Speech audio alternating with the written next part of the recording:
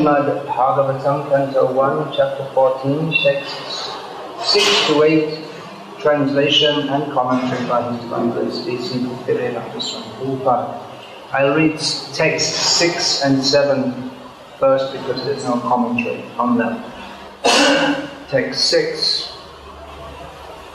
Yudhishthira uvacha sampreshito dvarakayam Jishnur bandhu didrikshaya Nyatam cha punya shlokasya Krishnasya cha vicheshtitam. Maharaj Yudhishthira said to his younger brother Bhimasen, I sent Arjuna to Dwaraka to meet his friends and to learn from the personality of Godhead, Krishna, of his program of work.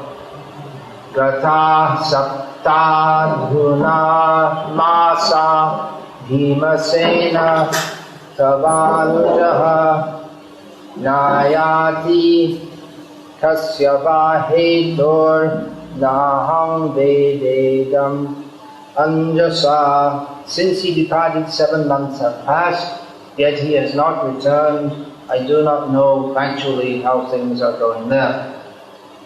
So, Api Deva Rishena Adishtaha Saha Kalaha Ayam Upasthitaha Yada Atmanaha Angam Akriram Bhagavan Utsisrikshati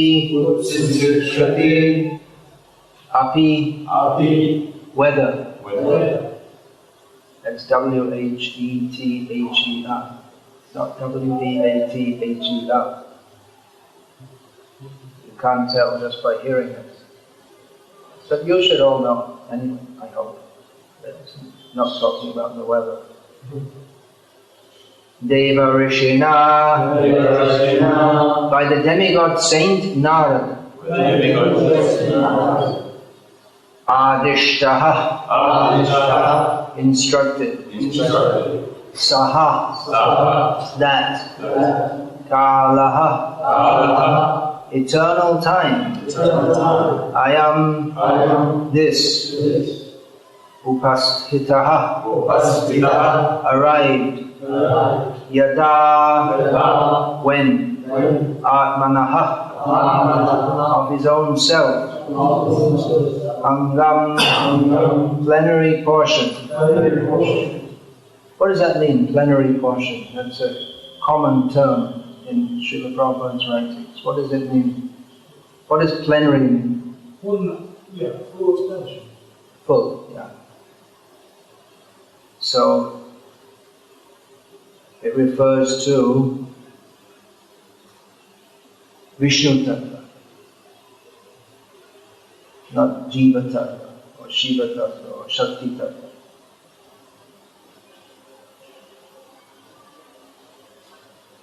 Angams, that's function.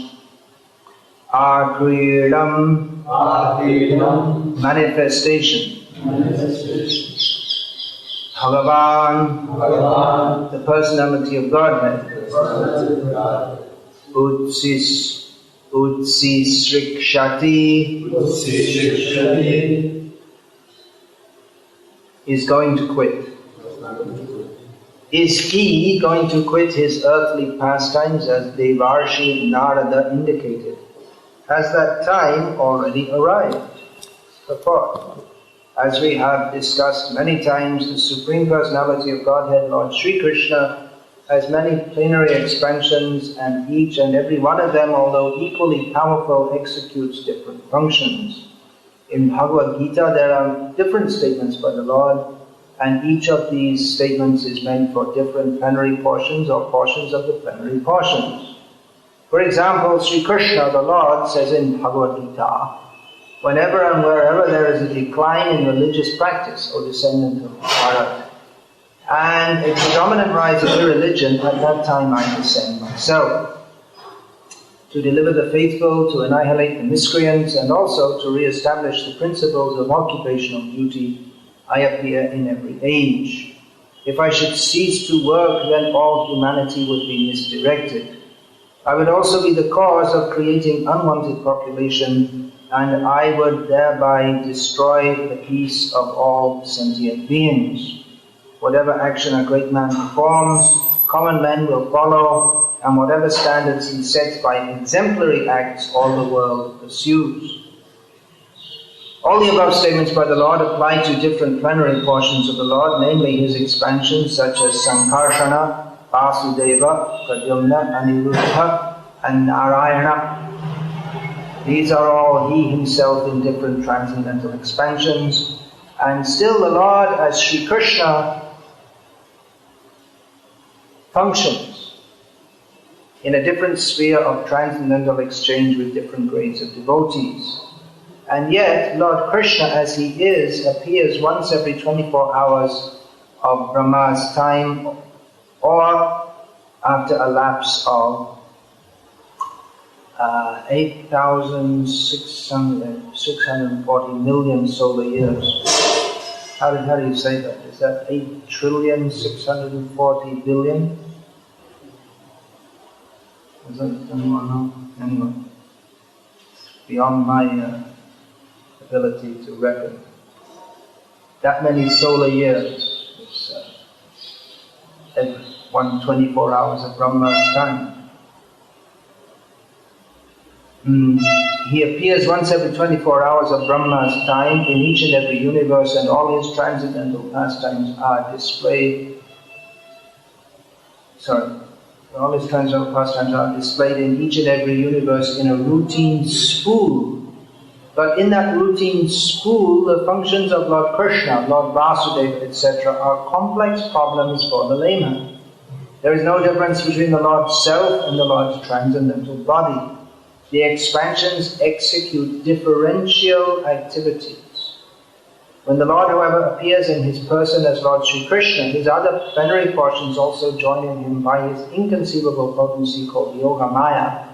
And thus, the Lord Krishna of Vrindavana is different from the Lord Krishna of Mathura, or the Lord Krishna of Dwarka. The Virat Rupa of Lord Krishna is also different from him by his inconceivable potency. The Virat Rupa exhibited on the battlefield of Kurukshetra is the material conception of his form. Therefore, it should be understood that when Lord Krishna was apparently killed by the bow and arrow of the hunter, the Lord left his so-called material body in the material world. The Lord is Kaivalya, and for him there is no difference between matter and spirit, because everything is created from him. Therefore, his quitting one sort of body or accepting another body does not mean that he is like the ordinary living being. All such activities are simultaneously one and different by his inconceivable potency. When Maharaj Yudhishthira was lamenting the possibility of his disappearance, it was just in pursuance of a custom of lamenting the disappearance of a great friend.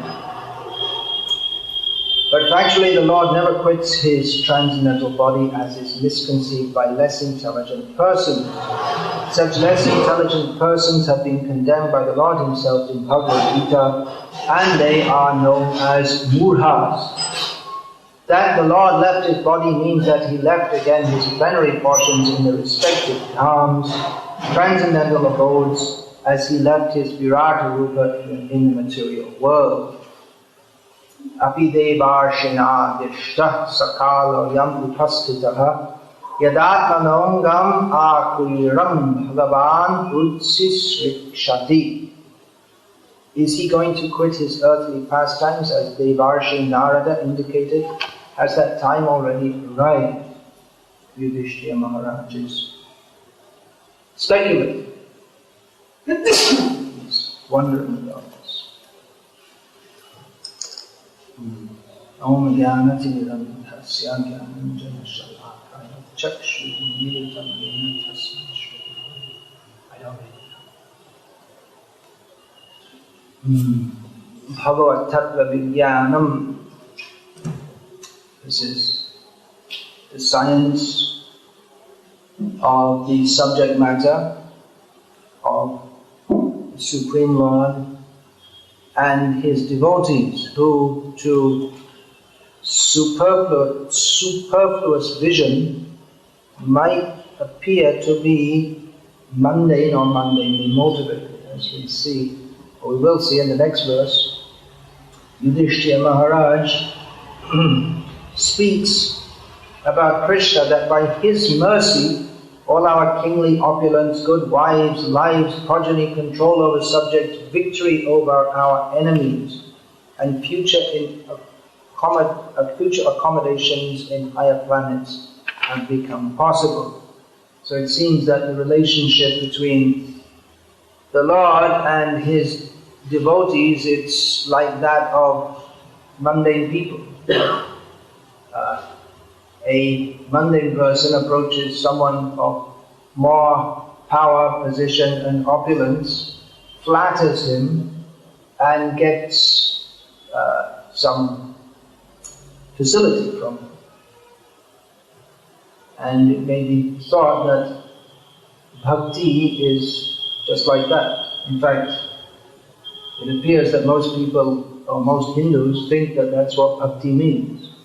That you approach a certain god or a certain bogus guru or bogus avatar, and you flatter them and you sing songs to them and wave some incense at them, and they throw some, or they arrange, by their mercy you get some material benediction. And that is what is considered bhakti by materialistic people, and they may have some feeling for the demigod or the bogus avatar or whatever it is that they worship. But the root of it all is selfishness. So, without understanding Srimad Bhagavatam or Shastra or anything for that matter from pure devotees, there's certain to be misunderstanding. Srila Prabhupada has in this purport discussed some of the points which Srila Jiva Goswami establishes in his Sandarbhas. It's very suitable for all of you who are studying here the Sandarbhas, come here for this purpose. And many of the points of how we are to understand Krishna. Krishna can be understood through the Srimad Bhagavatam, but even Srimad Bhagavatam, if we just read it, we're certain to misunderstand it, unless we follow the Parampara. If we just read by ourselves, we're certain to misunderstand it. Just like, for instance, well, there's so many things. Krishna is dancing with the gopis, the whole Mohini avatar description. If we don't read it from devotees, then we're going to misunderstand it. And it's true with not only with the Srimad Bhagavatam, which is the topmost Shastra, Bhagavad Gita, which is sometimes described as the introductory knowledge of spiritual life. Even that is certain to be understood, unless it's understood in the Parampara. The point or the discussion of what's being described here is Yudhishthira Maharaj's affection for Krishna and Krishna's affection for him and for all the Pandavas. So it appears that Krishna is partial to the Pandavas, and actually he is. It appears that in that case that, well, the relationship between Krishna and the Pandavas is, they might be very great people, but they're more or less motivated in the same way as anyone else in this world. It's not very spiritual. They have their friends and they have their enemies. So that's not very spiritual. Maybe for this reason, or one of the reasons why impersonalists conclude that the Absolute is impersonal, because if there's if there's any relationship with anyone, it means that every relationship with every person, that means that modifies our attitude towards other people. Because there's no relationship without attachment, and if there's attachment, then there's also aversion. That's there in the topmost spiritual existence also.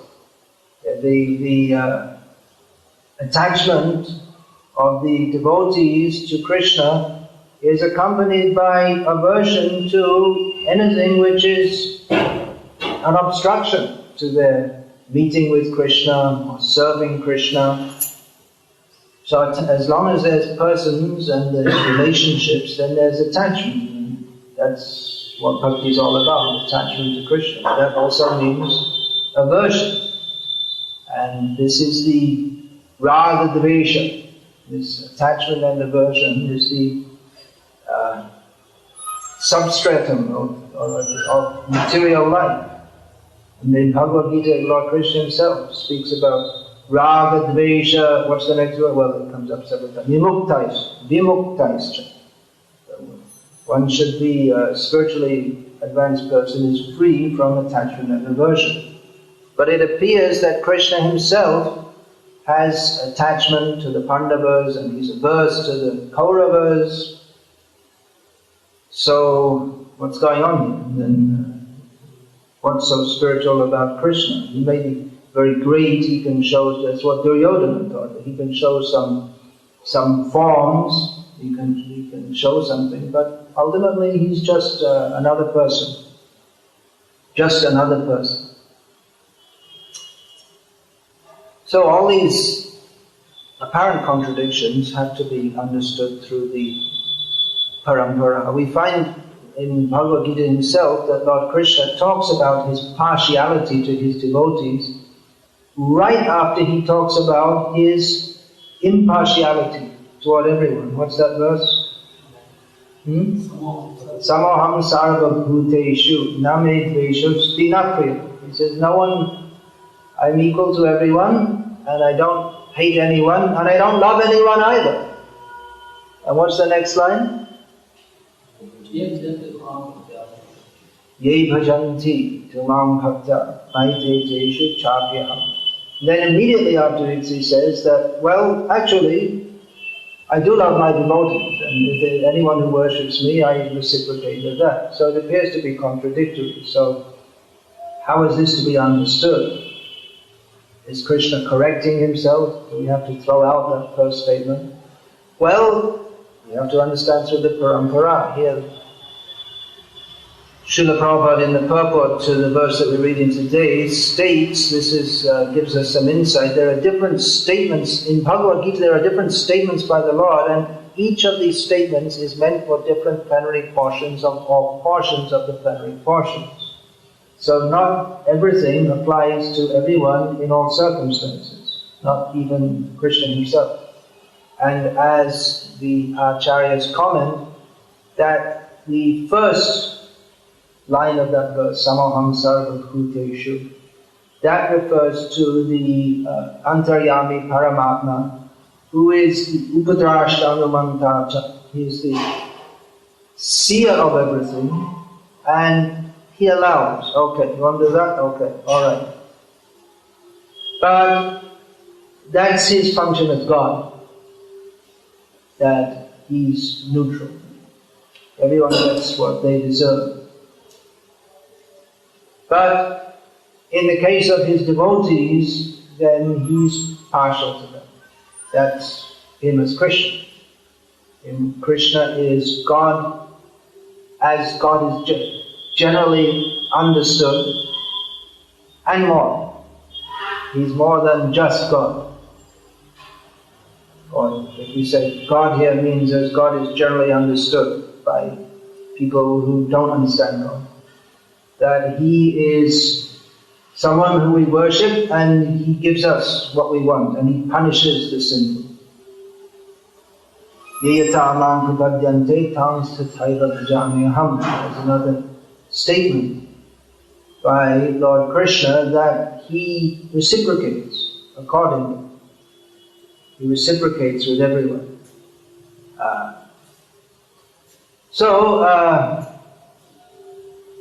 Those who worship Him in love, He reciprocates in love also. And we find in the Bhagavatam, it's described that Krishna is overcome or controlled by love. Nasadhyati mam yogo, dharmam sankhya bhutava, naswadhayastapastyago, yata bhaktim amorjita. He says that all these other things, yoga, dharma, sankhya, study of Shastra, austerity, renunciation, none of these can please me in the same way as bhakti unto me. So, Krishna is equal to all. And He's also inclined to His devotees. But then He's equal to all. Because anyone can become His devotee. No one's banned from being His devotee. Even Duryodhana, if he had said to Krishna, well, actually, I should surrender to you. And I do surrender to you. Then Krishna would have accepted it. It's not that he said, well, no, you've made so many offenses. He may say that, just like we find Jagai and Madhai, they made so many, so sinful, and they offended Lord Nityananda. But Chaitanya Mahaprabhu was ready to forgive them. Not that they go on sinning, but He's willing to accept them. And therefore, Chaitanya Mahaprabhu and Nityananda are so famous as being so merciful, because even persons who were very offensive, they were eventually forgiven. Even as Gopal, Chapal, he was so offensive, and in the beginning, Chaitanya Mahaprabhu, he asked for forgiveness, and Chaitanya Mahaprabhu said, no, you can have your leprosy and suffer in hell for millions of lives. Chaitanya Mahaprabhu said so. But eventually, Chaitanya Mahaprabhu relented. Why is he so cruel to Gopal Chapal, it seems? Because Gopal Chapal was an offender to his devotees. We find also in Bhagavad Gita that Taraham Vishita Kruran Samsareshu Naradhama Shipami Ajasham Ashubham Asuvishriva Yonishu. Sounds like Krishna is very cruel. Those who are envious, I throw them into the demonic, the lowest of mankind, I throw them into the demoniac species of life. So it sounds like it's really harsh here. But everyone gets what they deserve. It's not that Krishna's abandoned them. They also get a chance. They're not abandoned. Even though it seems that He's very harsh, but people are getting what they deserve for their dvesha, tanaham dvishita, kruram, they're nasty and hateful and cruel, so they go to hell. But actually they like that also. There are certain people who would prefer to be in hell, it seems, than to be in heaven. And we see that people, they choose to listen to hellish music. They choose to take intoxication, which puts them in hellish consciousness. They actually like that. If we offer people that you can live a very cultured life with even on the material platform, that people can choose. There are many beautiful things, materially speaking. There's art and aestheticism, but many people, they prefer to music which is hellish, and they prefer to decorate their bodies in a style which actually looks totally demoniac. In the Western countries, it's part of normal life. And they take pleasure in, they go to movies, and the movies in India also are full of sex and violence and rape and all horrible things, but people like them.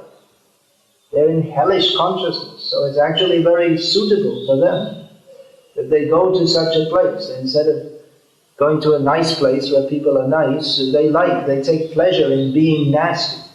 I know myself, even as a child, in my upbringing, it was considered, it's a kind of plus if you're nasty, if you're mean. For you also? No. It's like if you can be mean and nasty and cruel, I mean, that was considered among certain people I knew to be something good, and we have.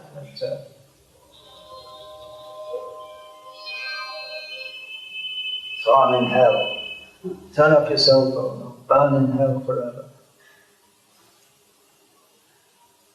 So people actually want that. That's Krishna's kindness in another way. If they send them to heaven, they won't like it. What's all this being nice and in heaven they have to follow some rules of culture and proper behavior. They don't like it.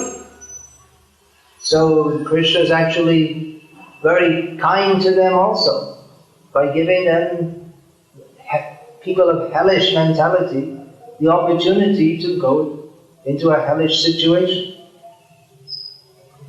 So Krishna is impartial, and he's partial also. And that sounds like word jugglery, but it's fully possible for Krishna. Everything that might seem impossible, that's quite possible for Krishna. All contradictions are resolved in him. This is another of the features of Krishna, the Supreme Personality of Godhead. Jiva Goswami and other acharyas have pointed out that he's the greatest of the great in size, and the smallest of the small in size. He's the most loving, he can be the most cruel also, apparently. Although the difference is that the love and compassion and kindness on the material platform is, on the substratum of that is all envy, personal motivation. Whereas Krishna, whatever he does is good. And that comes out in this discussion, comes in the 7th canto of Bhagavatam, where Parikshit Maharaj asked Shukadeva, isn't the Supreme Lord partial, like the demons say, by killing the demons? Isn't he partial? It doesn't seem to be a proper quality of Bhagavan. And Shukadeva Goswami explains in great detail how the impartiality of the Supreme Lord is not compromised by his partiality. In other words, everything he does is good for everyone. And even his killing the demons is good for them. They also get benefit from that. Everyone who comes in contact with Krishna in any way is benefited. So Krishna, he comes to this world, he has nothing to do. He's not attached to or involved in any work. Namam karmani limpanti. But then again, he says that if I should cease to, he has no work to do, there's nothing to do, but still he appears to work. He comes yada yada hi dharmasya glane bhavati bharata abhyutanam adharmasya tadatmanam sujamya. He comes to remove or to restore dharma when there is adharma. And particularly paritranaya sadhunam vinashayata dushkritam. He does this by the method of uplifting his devotees and destroying the demons, which again it appears to be partiality, but that vinasha, that destroying of the demons, that doesn't mean that they're totally destroyed and totally finished with no hope whatsoever, but rather he destroys their disturbing activities and puts them in a situation where he removes them from the situation in which they're causing disturbance and gives them an opportunity to start again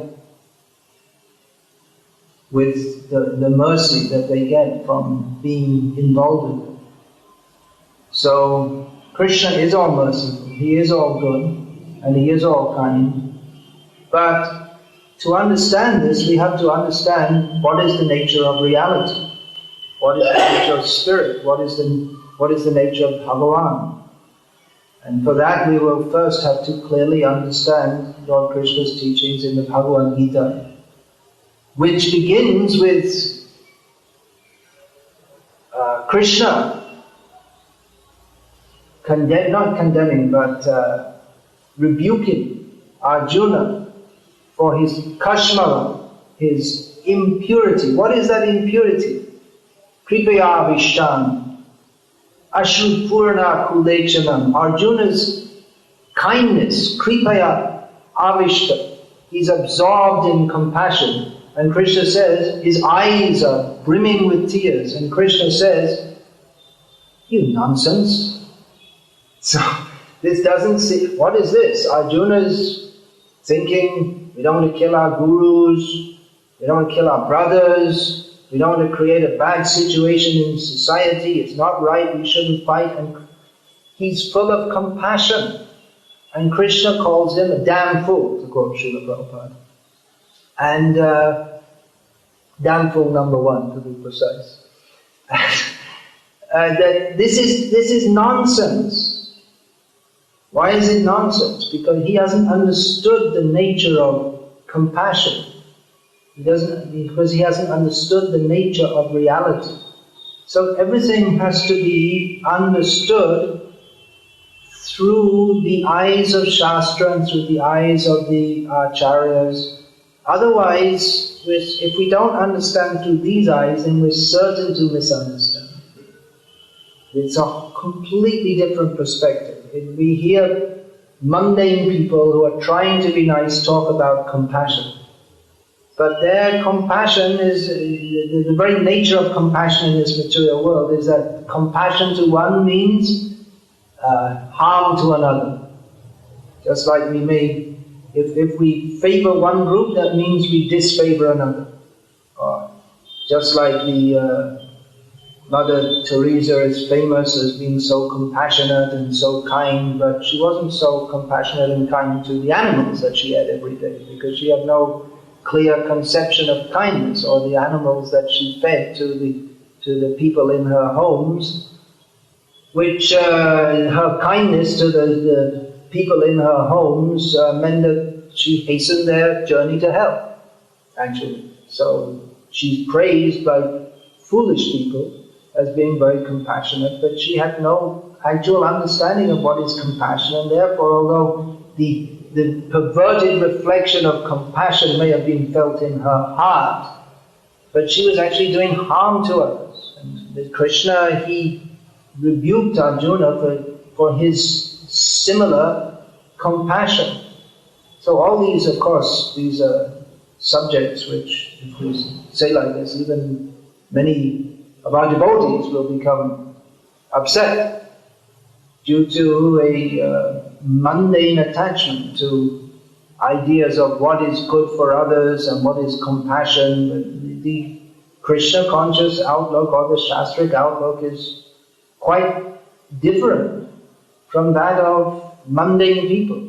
And in fact, almost everything Srila Prabhupada says about everything goes against pretty much everything that the modern society stands for. Srila Prabhupada is for capital punishment. He is for stratification of society, that not everyone should be equal or have equal rights.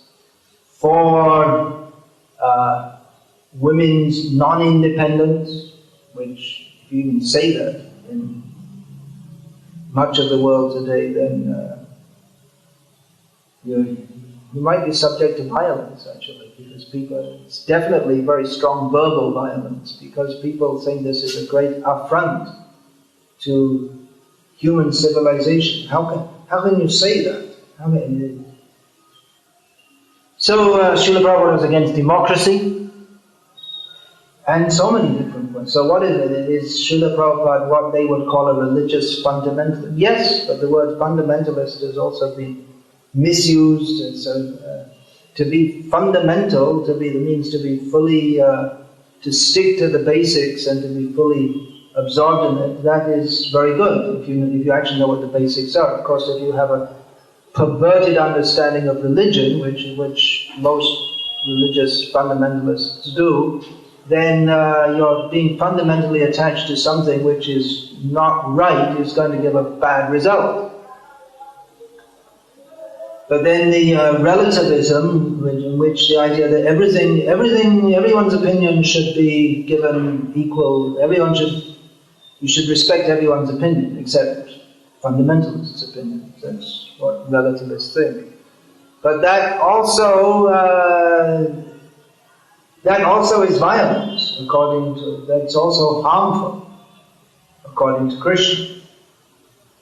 Being very fair and very nice is a contamination. So one has to understand very clearly what is actually beneficial for everyone and what isn't, based on Shastric understanding. So that is received through the Parampara. What is the actual purpose of life? What is the actual meaning of life? One cannot actually benefit oneself or anyone else unless one understands these things. So I finished that. Is there any question about this, please? Yes.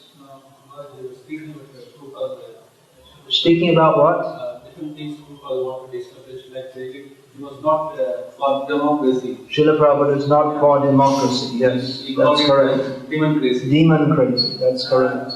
At the same time, we see he established GBC, we have an election of GBC members. No, we don't have election of GBC members. What gave you that idea? I know some issue comes up, they vote. They vote among themselves. How do you understand? How do you understand that? Well, he gave some measure in the GBC body. The GBC members are supposed to be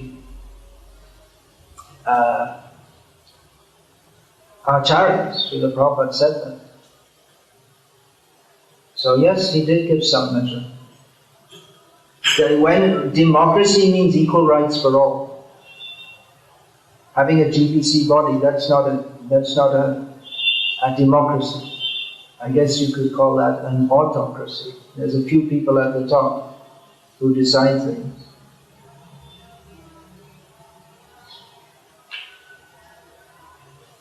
Yeah, anything else?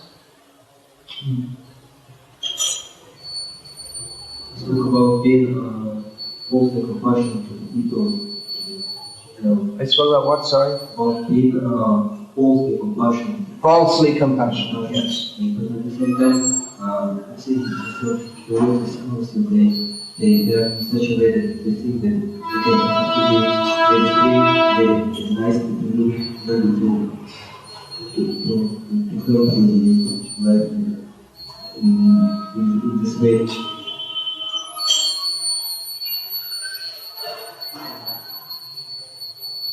So sometimes the devotees, they are also asked in such a way, they nice way to avoid the devotees. They think that it is manifestation of real compassion. To behave nicely towards others is a manifestation of real compassion. No, the devotees, they behave not nicely. They behave not nicely. Not in a very cruel way. In a very cruel way to others. It's my mercy that I'm dealing with you in a nasty manner. Because I'm making you humble. Well, I was speaking about one aspect of Maya called false compassion, and you're speaking about another one. That devotees misbehave with others. Yeah, so what's the question? So what's the proper balance? What is the proper balance? Everything, first of all, one should understand everything very clearly. Without proper knowledge, one cannot act properly.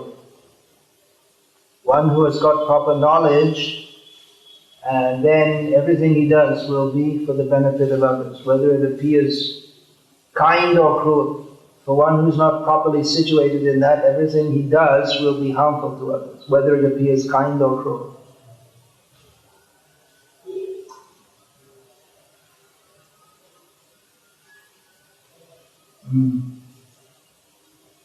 Yeah, I'm trying. That it's not working properly then? Okay. Maharaj, it is said that Krishna is It is said by? It is said in the Chaitanya Bhagavad that Krishna is Bhavagrari. This is the Yeah, there's a verse quoted there, Sanskrit verse quoted. This is the intention of the person. Bhavagrani Janardana. Yeah. So similarly, social workers, even though they don't know what is for the benefit of the people, they don't have knowledge, but their intention. Their intention is good. Yeah. Is it? Well, the intention of social workers is good, so Krishna accepts that. No, actually, their intention is based on false understanding. Their intention is to do good, but the underlying basis of it is envy of Krishna. And until that is rectified, that everything one does is simply a manifestation of envy of Krishna. And of course, we could say that social workers, they have a better mentality than Hitler, for instance. But many times the social workers, they actually, I gave one example. Another example is they go around and they hand out condoms, or they stand up for the rights of people to do sinful things like abortions. So without knowledge, it may seem very good, but it's a disaster. Therefore, in human life, it is the duty of every human being to get proper knowledge of what he's doing. Without that, he's not really a human being, misusing the human form of life. That Bhavagrahi Janardana, that verse is that, what is that? Murko vadati Vishnaya, Pandita vadati Vishnave. So it's not in the matter of feeding chicken to people in the name of doing good for them. It's how one performs acts of bhakti.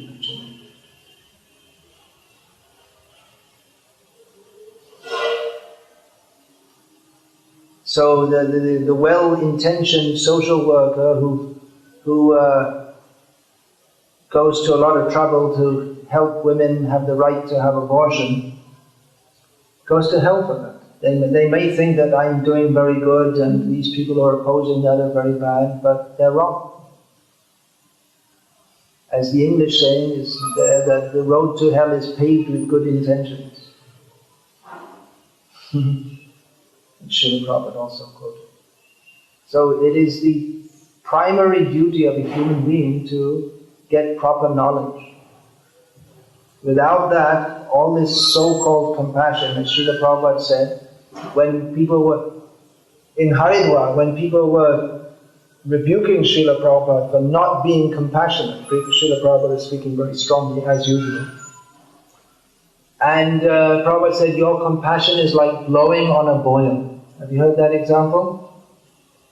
That if you have a boil, have you ever had a boil? You know what a boil is? Farah?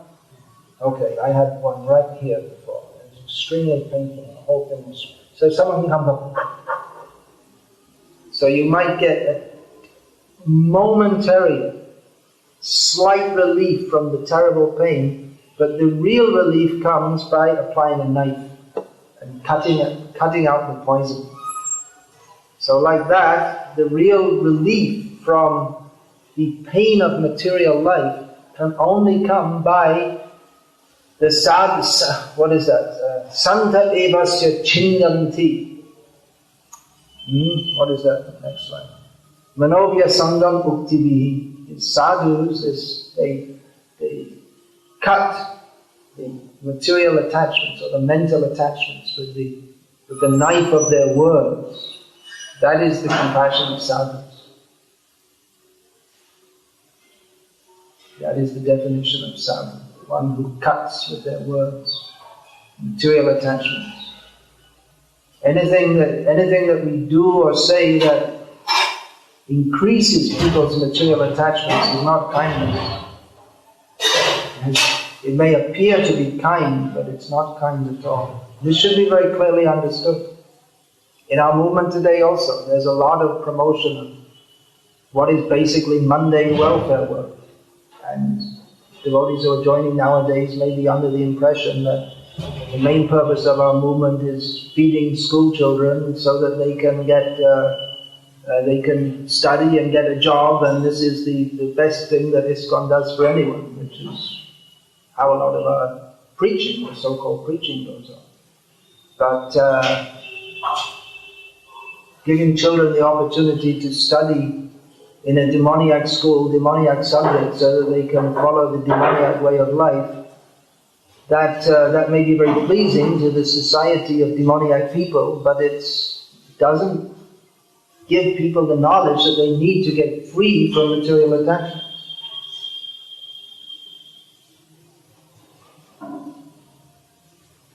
So, promoting this kind of idea that school children should get good jobs, you should train them well so they can get good jobs, it's just the opposite. It's like Arjuna's compassion, it's contamination. So, Hare Krishna. It's time to finish there. Oh, you had a question? According to the watch, there's 35 seconds. What's your question? You spoke about women freedom. So I heard that in ISKCON we have You heard? for women. So, You have what? women committee. Women what? Committee. Women committee.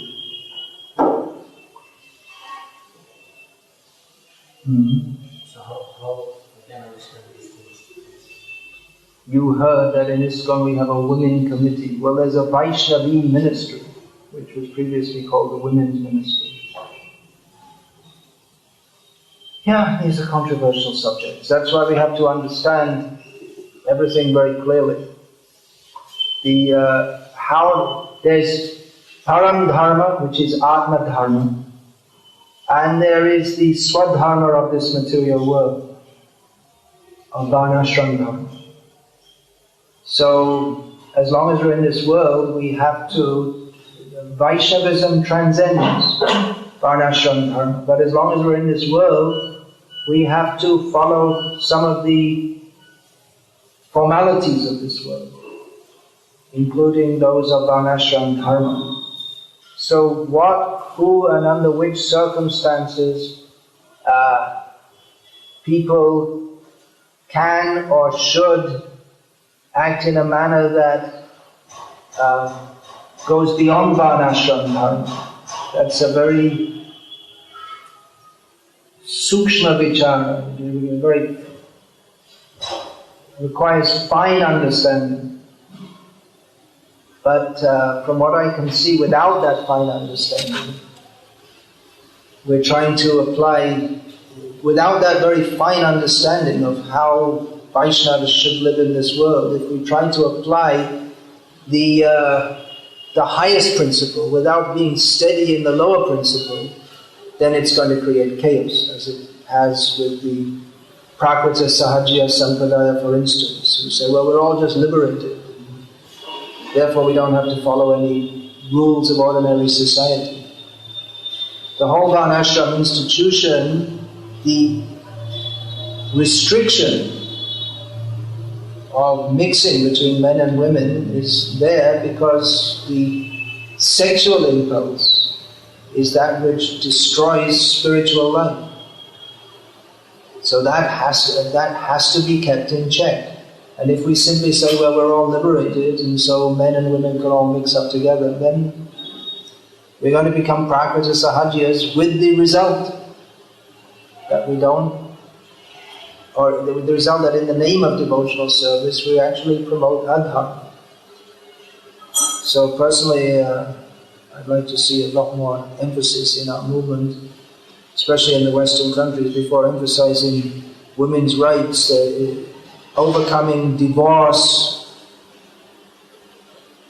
which is rampant in our society. We should see to that first. Anyway, like I said, these are controversial subjects. So, and complex subjects also. So, we'll finish there, and all goes to Srimad Bhagavatam ki Jai. Hare Krishna.